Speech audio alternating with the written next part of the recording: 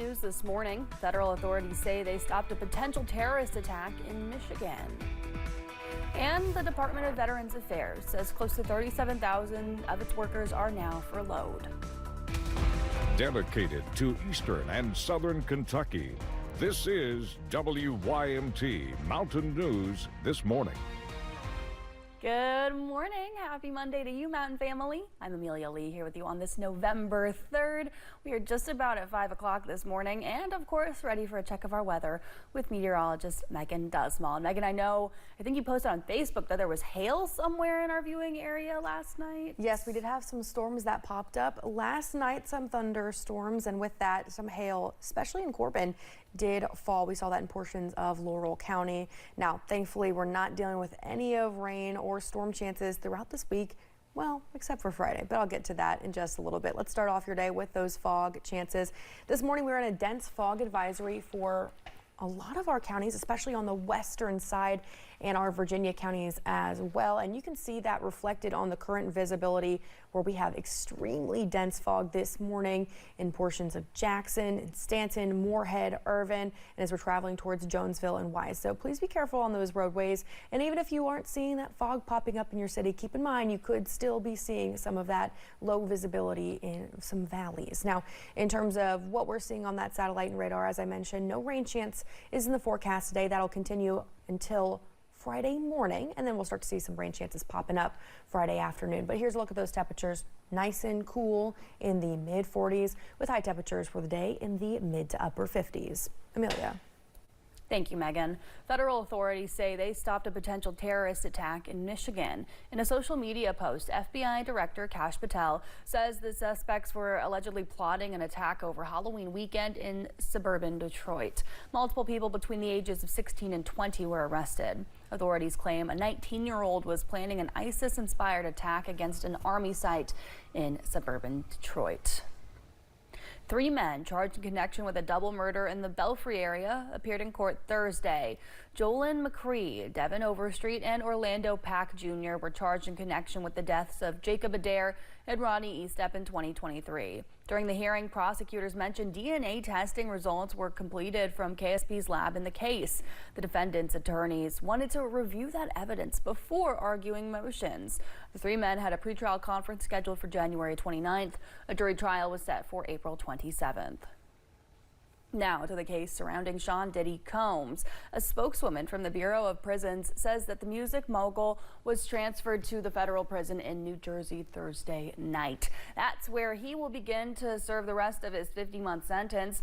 The low-security federal prisons house approximately 4,000 inmates. Combs was convicted on 2 counts of interstate prostitution. He's already spent more than 1 year behind bars and is expected to be released in 2028. Big deadlines for the Trump White House today as 2 federal judges have ordered the Trump administration to say how it plans to comply with orders to continue SNAP food and food aid during the government shutdown. The shutdown now in its 34th day. CBS's Jared Hill has the latest.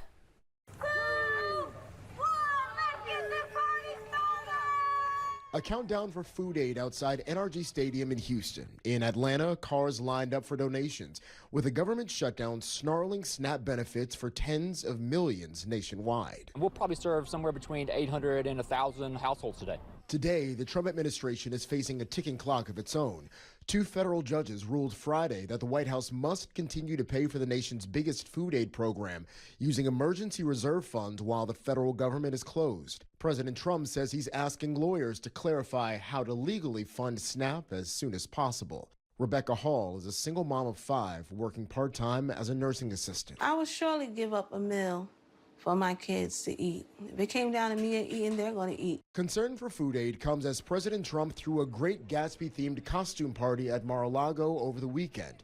Democrats pounced. He's been willing to give $20 billion to the Argentines and meet with them, wreck the White House, have a Great Gatsby party down at Mar-a-Lago.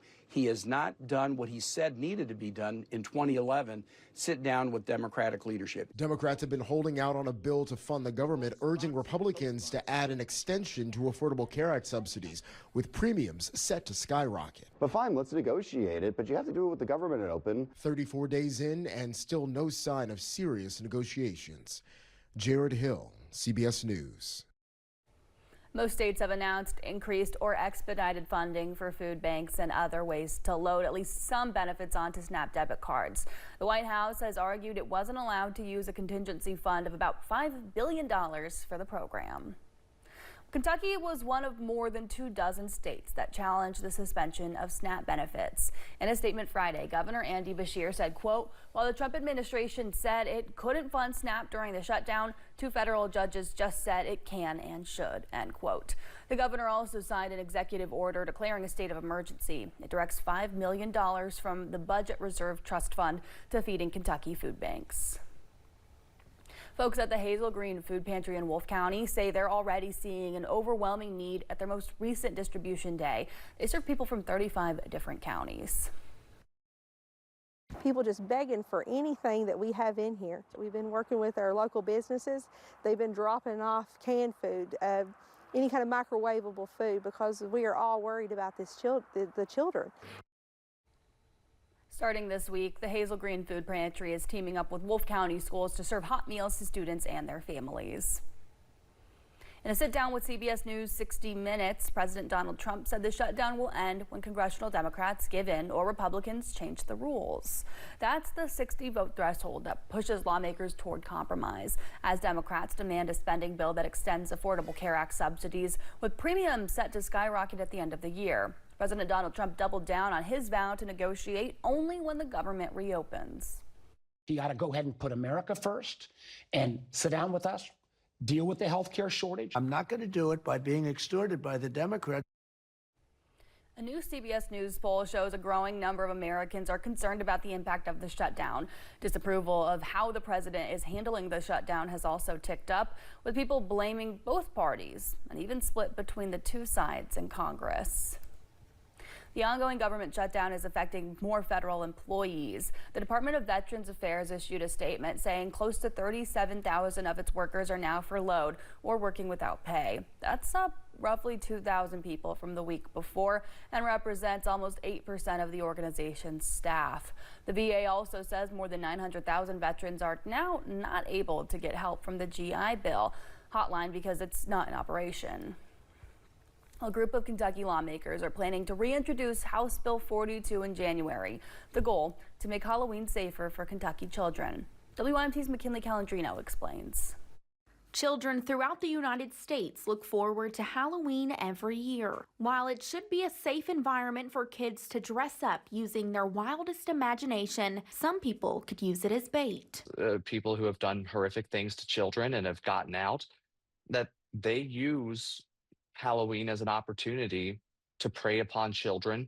And we have this gaping hole in our law right now that keeps that opportunity open. Representatives including TJ Roberts are proposing House Bill 42, which would prevent sex offenders from participating in Halloween-related activities involving minors. So House Bill 42, I think, was a common sense bill that keeps child sex offenders away from children during Halloween. If you've already committed a sex crime against a child, we need to keep you as far away from children as humanly possible. According to safehouse.org, in 2024, there were nearly 10,000 registered sex offenders in the state of Kentucky. This bill would prioritize children's safety as they grab their trick-or-treat baskets and head from door to door. I think that if there's any legitimate role of government, it's to protect children. It's to protect the vulnerable. The bill would prohibit sex offenders from things like trunk or treats and passing out candy 2 weeks before and after Halloween. Representatives say law enforcement agencies would be in charge of monitoring offenders. The goal, where both parents and children can enjoy Halloween safely. In Perry County, McKinley Calandrino, WYMT Mountain News. The 2026 legislative session begins January 6th. Children whose mothers experience postpartum depression and other psychological distress have a higher risk of neurodevelopmental delays. A study published in JAMA found that even a pregnant mother's psychological distress before giving birth can affect the development of a child. Researchers say the findings underscore the importance of addressing mental health during and after pregnancy.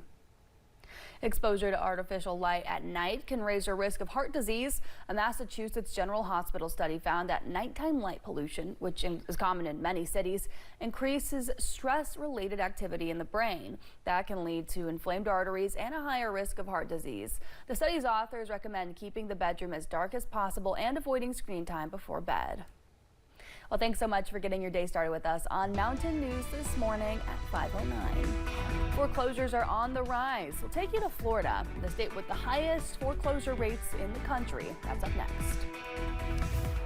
And we have a chance of hitting 70 degrees later this week. I'll tell you more coming up. Unlock